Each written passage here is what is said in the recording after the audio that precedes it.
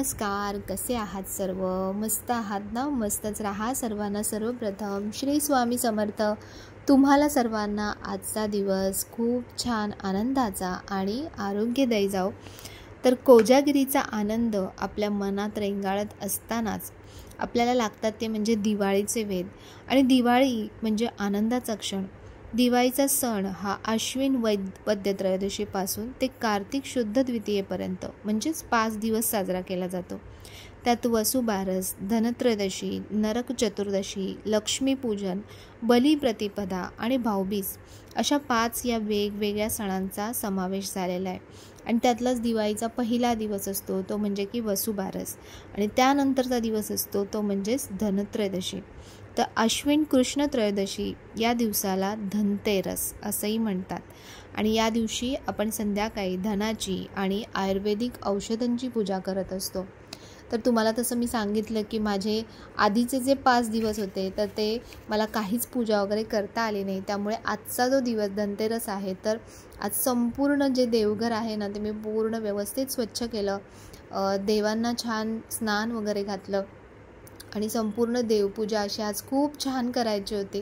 कारण कसं होतं ना की खूप दिवसांनी आपण असं वाटतं की खूप दिवसांनी आपण एखादी गोष्ट करतोय आणि पूजा म्हटल्यानंतर माझ्या म्हणजे अंगामध्ये ना एक वेगळाच उत्साह येत असतो. तर म्हणून आज मला म्हणजे देवपूजा कधी एकदा देवपूजा करते ना असं झालं होतं. तर बघा या माळा ना छोट्या छोट्या मी जेव्हा पळसधरीला स्वामींचा मठ आहे तिथे गेली होती तर तिथे या खूप आवडल्या होत्या मला माळा. आणि तेव्हा मी विचार केला होता की नवरात्रीमध्ये किंवा दसऱ्याला देवांना घालेन, पण त्या लक्षातच नाही राहिल्या. आणि म्हणजे जी गोष्ट जेव्हा व्हायची असते, ज्याच्यासाठी असते ती तेव्हाच होत असते. तर तसंच आज म्हटलं आता दिवाळीच्या निमित्ताने तरी देवांना छान नवीन माळा परिधान करूया. तर आता मी संपूर्ण देवांना एक एक म्हणजे स्नान घालते आणि स्नान घालून त्यानंतर देवांना वस्त्र, माळा या सगळ्या गोष्टी घालणार आहे. तर बघा आज पूर्ण पिवळ्या रंगाचं वस्त्र अंतरलं आहे आणि छान छान देवांना नवीन नवीन वस्त्रसुद्धा आता दिवाळीचे घालणार आहे. जे मंदिरामध्ये म्हणजे देवघरामध्ये जे वस्त्र घातलेले आहेत ना तर ते छोटे छोटे जे वस्त्र तुम्हाला दिसत आहेत तर ते ज्या फराळवाल्या ताई आहेत ना त्यांनी मला पाठवले होते, त्यांच्याकडून मागवले. त्यांच्याकडून मी आणखीनही काही वस्त्र मागवलेत, ते पण तुम्हाला पुढे आता जसं जसं मी पूजा मांडेन ना तर तेव्हा दिसतील. त्यांच्याकडे पण एकापेक्षा एक असे सुंदर सुंदर वस्त्र आहेत. जे मी नेहमी बघा पूजेमध्ये एक राणी कलरचं एक वस्त्र असतं ते तुम्हाला सगळ्यांना ते खूप आवडतं. तर ते वस्त्रसुद्धा ताईंनीच मला दिलं होतं. तर अशा प्रकारे बघा पूजा आज खूप छान झाली. आणि सगळ्या देवांना जे हार मी तुम्हाला दाखवले छोटे छोटे तर ते हार सगळ्या देवांना घातलेत. स्वामींसाठी पण एक वेगळीच रुद्राक्षांची छोटीशी माळ आणली होती. आधीची जी माळ होती ना तर ती खराब झाली होती, तर म्हणून स्वामींसाठी सुद्धा नवीन माळ आणली होती. आणि बघा सगळे असं शृंगार केल्यानंतर देव खरंच किती सुंदर दिसतात आणि देवपूजा पण आपली तितकीच सुंदर दिसते. तर बघा आजची पूजा ना अशा प्रकारे छान झाली आहे. आणि आज आहे ना मी हे जे अगरबत्तीचं भांडं तुम्हाला त्या दिवशी दाखवलं होतं तर ते आजपासून त्याचा म्हणजे वापर सुरू होणार आहे. तर आज धनत्रयोदशीला असं म्हटलं जातं तुम्ही सोने, चांदी, तांबे, पित्तळ अशा धातूंची खरेदी केली पाहिजे. तर सोनं आणि चांदी तर नाही पण निदान पितळेचं तरी आपण काही ना काही नक्कीच घेऊ शकतो. तर दरवर्षी धनत्रयोदशीला मी काही ना काही नवीन वस्तू किंवा देव असं काही ना काही करत असते. तर आधीच्या 2 वर्ष आधीच्या धनत्रयोदशीला मी माझी जी अन्नपूर्णा मातेची मूर्ती आहे आणि धनलक्ष्मीची मूर्ती आहे ती मी दैवडकर दादांकडून घेतली होती. त्यानंतर त्याच्यानंतरच्या धनत्रयोदशीला मी छान समया घेतल्या होत्या. तर बघा आपली पूजा किती किती किती सुंदर दिसते ना. तर चला आता मी धनत्रयोदशीची जी पूजा आहे संध्याकाळची ती मांडायला घेते. तर कुठलीही पूजा करताना सुरुवात जी होते ती म्हणजे की स्वस्तिकनं होते. तर त्या जागी छान स्वस्तिक काढून घ्यायचं. आणि पूजा मांडणी करण्याच्या आधी माझं थोडंसं असतं ते म्हणजे की सजावटीचा भाग. तर म्हटलं आज कशा प्रकारे पूजा मांडता येईल. तर हे आणखीन एक वस्त्र बघा मी तुम्हाला दाखवते. हे पण मी ताईंकडून मागवलं आहे. त्यांच्याकडे ना खूप वेगळे आणि म्हटलं ना युनिक असे तुम्हाला छान छान वस्त्र त्यांच्याकडे मिळतील. तर हे तुम्ही म्हणजे रांगोळीसाठी वापरू शकता, ताटाखाली वापरू शकता, अशा प्रकारे तुम्ही बॅकड्रॉपसाठी ह्याचा वापर करू शकता. बऱ्याच प्रकारे तुम्ही अशा प्रकारच्या वस्त्रांचा वापर करू शकता. तर मला मागच्या साईडला इथे काहीतरी असं छान हवं होतं, तर मग म्हटलं चला हे जे वस्त्र आहे हेच इथे मागच्या साईडला लावू, म्हणजे छान त्याचं असं एक म्हणतात ना सजावट खूप सुंदर दिसते. तसंच बाजूला जी जागा आहे तर तिथे पण मला असं म्हणजे काहीतरी हवं होतं. आज लायटिंग लावली नव्हती, तर लायटिंगच्या ऐवजी म्हटलं की अशा प्रकारे ज्या माळा आहेत माझ्याकडे तर त्या मी लावते. म्हणजे काही ना काही आपल्याकडे जर सामान असेल सजावटीचं तर आपण त्याच्यामध्ये काही ना काही नाविन्य आणू शकतो. तर म्हणून मी असं काही ना काही छोटं मोठं सामान जे मला चांगलं वाटतं तर ते मी वेळोवेळी घेऊन ठेवते. म्हणजे वेगवेगळ्या पूजा मांडताना आपल्याला छान सजावटीला ते उपयोगात येतं. तर बघा या माळा फक्त साईडला लावल्या, त्यानंतर फक्त वस्त्र अंतरले तरी आपलं किती सुंदर म्हणजे सिंपल आणि सुंदर असं छान असं सजावट झालेली आहे. तर फक्त वस्त्रांनी आणि यानेच किती फरक पडला आहे बघा पूजेला. तर धनत्रयोदशीचा हा जो दिवस आहे ना तो एका गोष्टीची स्मृती म्हणून पाळला जातो. तो म्हणजे की क्षीरसागराच्या मंथनातून 14 रत्न बाहेर पडली आणि त्यात चंद्राचा थोरला भाऊ म्हणून धन्वंतरी हे 5वे रत्न बाहेर पडले. श्यामवर्ण, माथ्यावर मुकुट, डाव्या हातात कुंभ, उजवा अभयकर म्हणून आश्वासन देत असलेली धन्वंतरीची मूर्ती आहे. यांच्यामुळे आयुर्वेदाचा विकास झाला म्हणून त्यांना आदिदेव, अमृतयोनी, सुधापाणी अशा नावानेही ओळखलं जातं. यांच्यामुळे नाना औषधांचा विकास झाला. अनेक वनस्पतींचे औषधी तत्व देवांना समजले. भगवान विष्णूंच्या 24व्या अवतारात धन्वंतरींची गणना होते. तर म्हणून धनत्रयोदशीला धन्वंतरींची पूजा केली जाते. आपण बऱ्याचशा गोष्टी फक्त करतो, पण त्याच्यामागे काय कारण आहे, शास्त्रोक्त दृष्ट्या त्याच्यामागे काय कारण आहे हे पण आपण समजून घेतलं पाहिजे. या दिवशी ना एकत्र येऊन धन्वंतरी देवतेचे मनापासून स्मरण करायचं. आयुर्वेदाचा अर्थ आयुचे म्हणजेच मानव जीवनाचे ज्ञान असाच आहे. भारतातील हे आयुर्विज्ञान सर्व जगात पसरलं. निरोगी माणसाच्या स्वास्थ्याचे व रोगी माणसास रोगमुक्त करणाऱ्या आयुर्वेदाच्या मूलभूत सिद्धांतांचे चिंतन आणि प्रचार होणे हे आवश्यक होतं.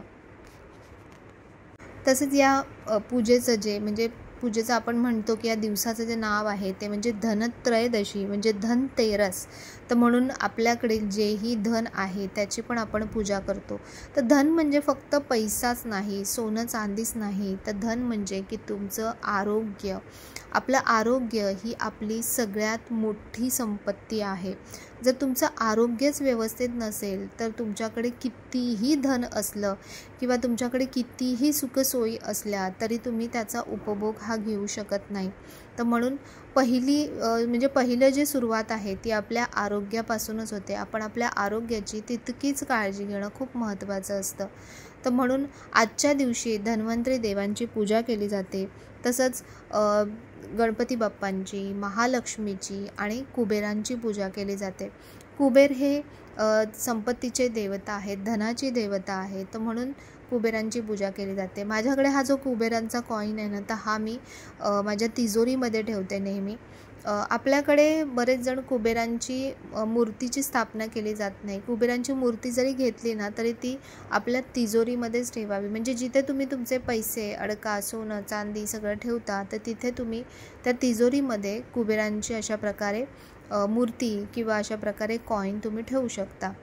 तर बघा मी धन्वंतरी देवांचा माझ्याकडे हा फोटो आहे. तर हा फोटोची मी इथे स्थापना केली.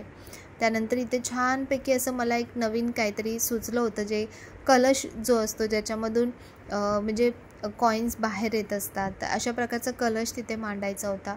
त्यानंतर हे 5 कुंभ आपण ठेवतो.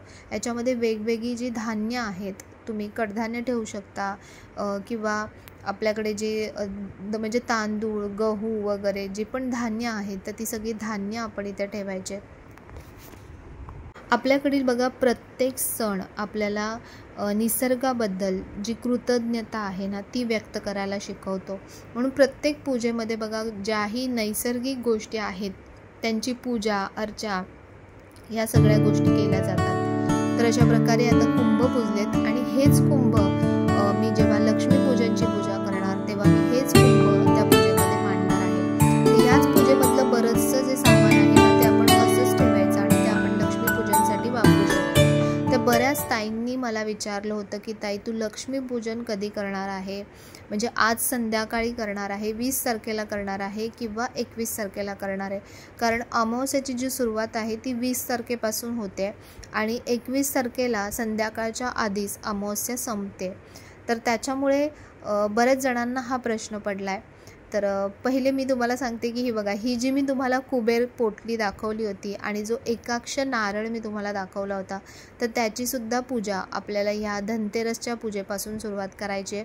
त्यानंतर हा नारळ आणि हीच कुबेर पोटली तुम्हाला पुन्हा लक्ष्मीपूजनलासुद्धा यांचं पूजन करायचं आहे. यांचं पूजन झाल्यानंतर तुम्ही हा नारळ तुमच्या तिजोरीमध्ये तेवढी जागा असेल तर तिथे ठेवू शकता, देवघरात ठेवू शकता किंवा तुम्ही तुमच्या ईशान्य कोपऱ्याला हा नारळ बांधून ठेवू शकता. आणि ही जी कुबेर पोटली आहे ही आपण आपल्या तिजोरीमध्ये ठेवायची. तर लक्ष्मीपूजनाच्या बाबतीत जे तुम्ही प्रश्न विचारले होते, खूप साऱ्या ताईंनी विचारले, तर मी लक्ष्मीपूजन 21 तारखेला संध्याकाळी करणार आहे.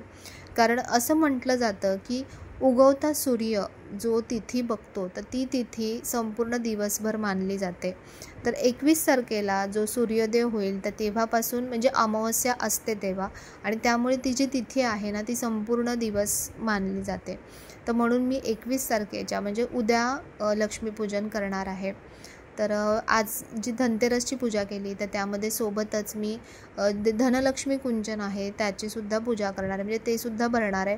आणि जो अष्टलक्ष्मी कलश आहे ना तो मी बघा तिथे समोर मांडलेला आहे पूजेमध्ये. तर या पूजेमध्ये पूजा मांडणीसोबतच आपल्याला इतर जे सगळं मंत्र स्तोत्र आहेत त्यांचंसुद्धा पठण करायचं आहे. लक्ष्मी गायत्री मंत्र, विष्णू गायत्री मंत्र, त्यानंतर कुबेर मंत्र, त्यानंतर धन्वंतरींचा सुद्धा मंत्र आहे तर त्याचं तुम्हाला पठण करायचं आहे. त्यानंतर तुम्ही विष्णू सहस्रनामाचं पठण करू शकता, ललिता सहस्रनामाचं पठण करू शकता. त्यानंतर कुबेरचं मंत्र आहे त्याचं तुम्ही पठण करू शकता.